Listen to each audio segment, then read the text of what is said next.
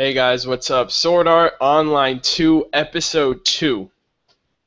Let me just say, this has been what Sword Art, the first season, has been lacking for the entirety of the season, okay? Shinon is a lord, she is a demigod, she is a boss, she is a beast, okay? I loved this episode because now I can definitely feel a lot more confident going into this anime knowing that we have a fierce, assertive, dominant female main lead role, okay? And she just, oh my gosh, she just she just raised my expectations for this anime so much better because now, this entire episode, yes, it was very Shinon centric. I understand that, but it's the fact that we know what to expect from her, okay?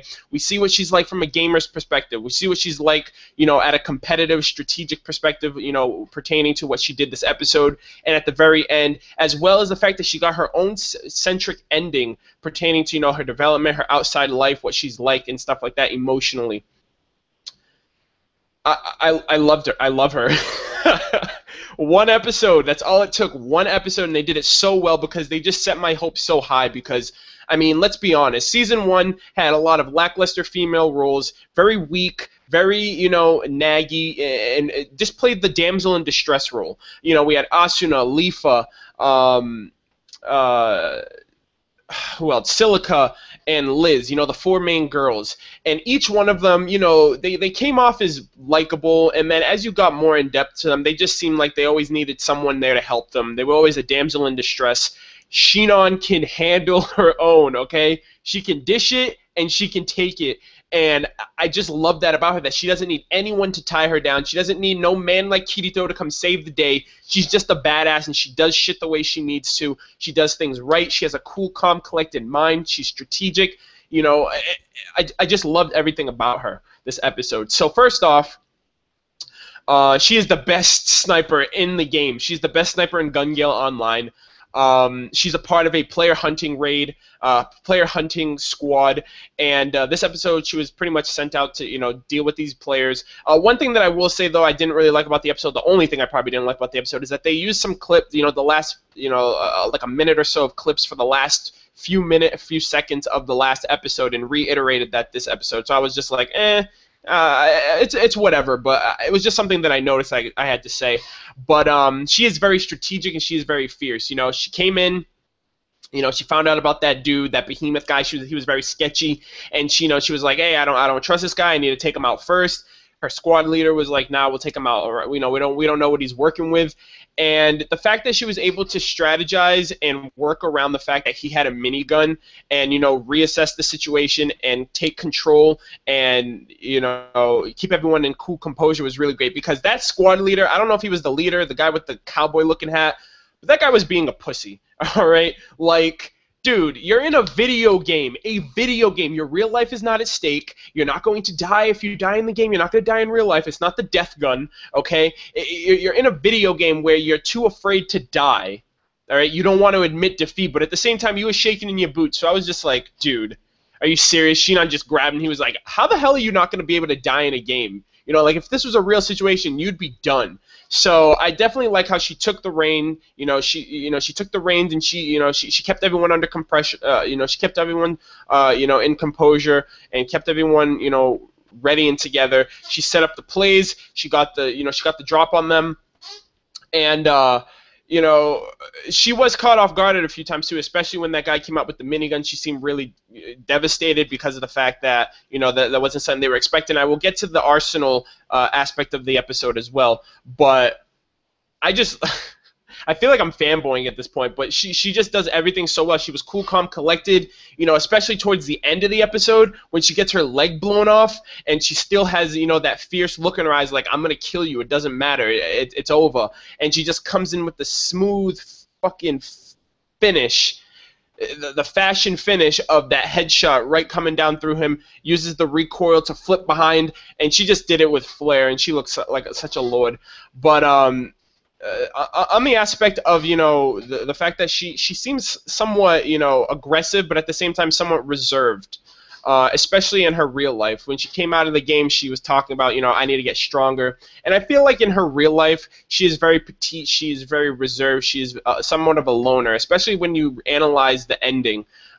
She seems, she's very smart, intellectual, but on the outside world, she's very much a loner. She's by herself. She doesn't have that many friends. But then in the game, she's a different person. And I feel like that's her second life as being Sinon, as being, the perfect sniper, as being someone that people depend on. And, she's fierce and she has assertiveness and she wants to get something done. She gets it done. So as a character, this episode definitely portrayed her as an overall character. What we can expect from her, how she's going to react with Kirito, and the fact that Kirito isn't going to be able to boss her around. Kirito isn't going to be able to put the moves on her because it seems like that shit's not going to work. She's not like one of those goo goo gaga girls like from season 1. And I'm saying that right now, okay? And I'm wondering also how she's going to come into play with the death gun and how that's going to work around with Kirito and saving the world and all that shit and saving the game and the people. Two things that I definitely liked about this episode that were illustrated and went into a little bit more detail. One, the gunplay. Obviously, Gun Gill Online, ballistic weaponry is going to be used. They showed off energy weapons, which are told to have low rate of fire that are particularly used for fighting monsters, and then physical weapons, which pertain to have, actual rounds of bullets that are worked on for PvP and humans, which is why everyone was shook because majority of the players in that squad, in that party that they were hunting, had energy weapons, which they have low rate of fire, and they also had like these force field items on that deflected some of the bullets.